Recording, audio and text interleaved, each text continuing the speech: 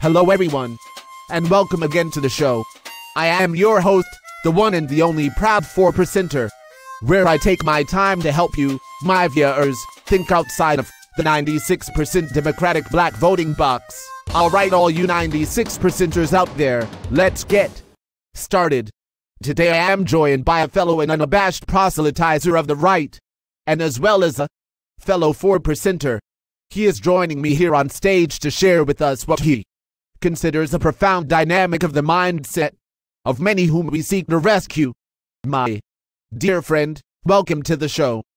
Thank you, proud 4%er, and it is indeed a pleasure to be here with you as well.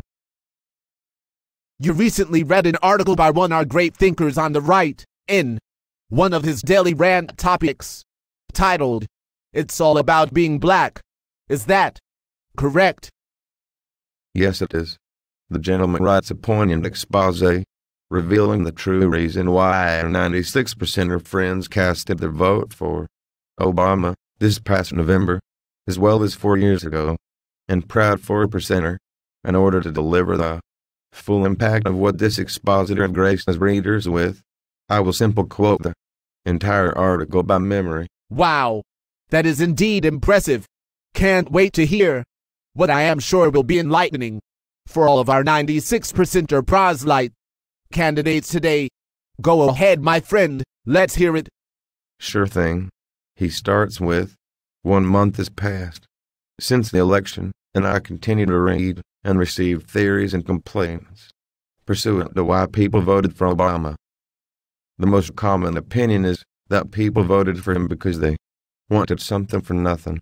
With that opinion firmly entrenched in the minds of many, the publicly unspoken sensus plenior of that reasoning is that it refers, by and large, to blacks. That basically meaning that the assumption that those who had their hands out looking for free stuff, literally thought by the general public at large, were blacks. You are correct, he says, but that, in large part, is fallacious, because it stems from a flawed supposition based on ignoring the obvious. There is no way for me to quantify what I'm about to say, because there's no way most black people would respond honestly in an empirical study. I can see that. The major and most prevalent reason the great number of blacks voted for Obama was based solely upon the color of his skin. They voted for him because he is black. Color of skin trumps all other issues. Wow. So what he is saying is that many of the 96%ers out there voted for Obama this past November as well as in 2008, only because he is black. Yes, he goes on to say, if the person is, as Jesse Jackson and others frequently say, is really black, the mindset of that person's politics is a given. But that is secondary to the color of the person's skin. Sure, there will be those who will disagree with me, but they are either ignorant or in denial, or both. Color of skin is the talisman from which a mindset unfolds in the black psyche. The bona fides are saner than evidenced by speech, demands, and victimology. And while it has become popular for blacks to deny being motivated based solely on color, they darn well know they're being disingenuous, that is, lying through their teeth. So for these 96%ers, Obama's skin color is the magical charm that will bring perceived good luck and fortune to them by electing him. The skin color is only what matters. That's why he writes, you put a white boxer and a black boxer in the ring together, and 95% of blacks will root for the black boxer based purely on the color of his skin, and that would be the case even if the boxer were a complete unknown. That number coincides with our 96%ers. What else does he say? Who honestly thinks the black performers, athletes, and actors have a clue about financial and/or foreign policy? Does anyone really believe people who had to graduate college to learn how to write a check understand the first thing about austerity and economics? Not a chance. The only thing they understand is that he is black. I had a young black professional woman tell me, we have to support Obama because he is black. He wrote that in his article. Well, it is a rant, after all. Yes, and he stated, "It is my opinion that we overlook the greater problem by arguing that blacks voted for Obama because they thought they were going to get something for nothing. And I say that, fully cognizant of the fact that black groups in Detroit are telling Obama that they're responsible for him being reelected, ergo, he owes them. That, in my opinion, is quid pro quo, and not to be confused with my original point." In other words, after that fact of being responsible for his victory, they felt they were deserving of something, but it was not their reason for assuring him their vote. Continue, please. This validates my position on race. As I told a class at the Bob Dole Political Institute at Kansas University, we will not move beyond race until we move beyond race. The problem is also, as I've said many times, that blacks do not want to move beyond race. They may not like my saying it, but their actions and words prove me right.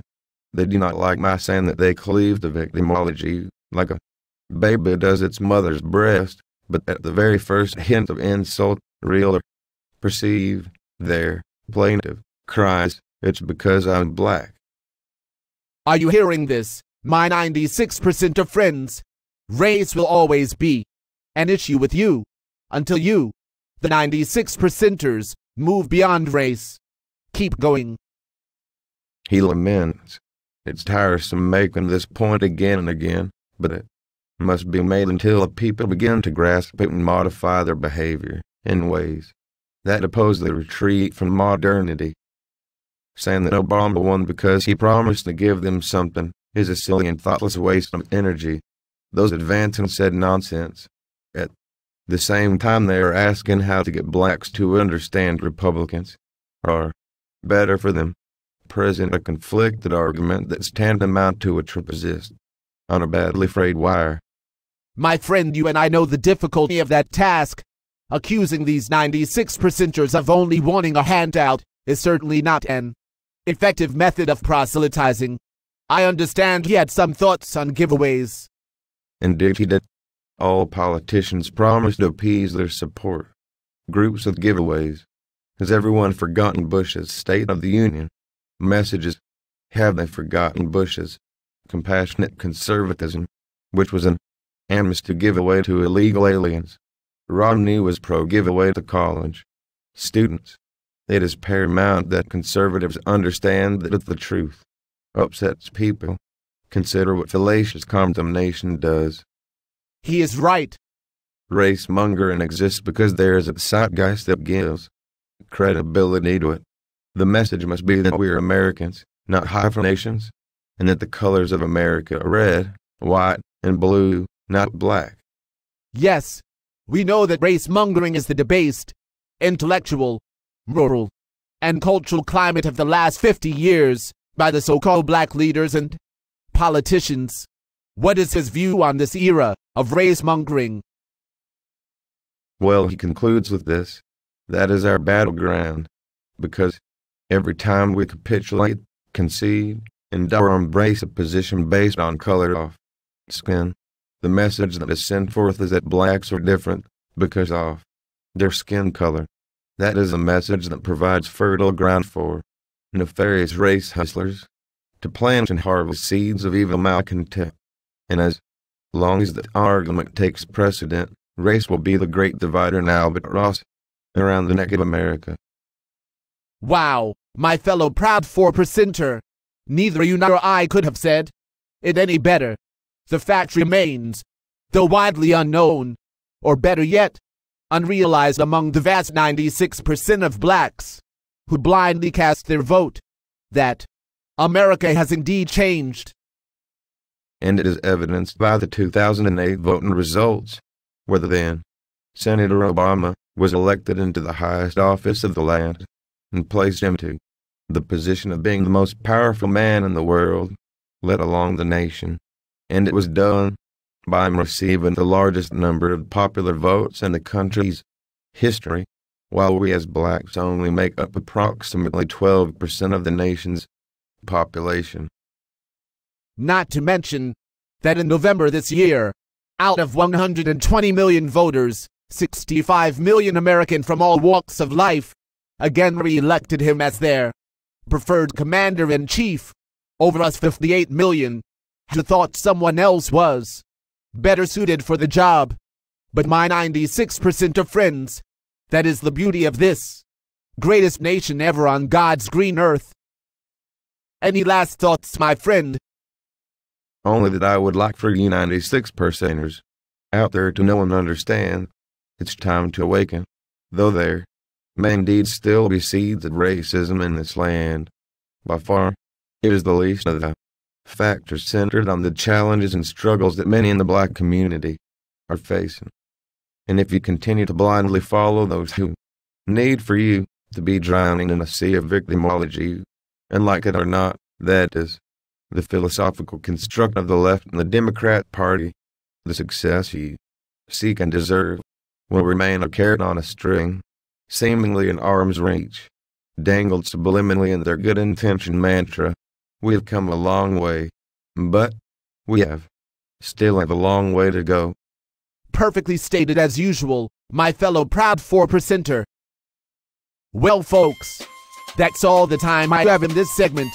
As always, until we next meet, this again your host, the one and the only proud 4%er, providing you with the necessary tools to cut your way out of the 96% Democratic black voting box.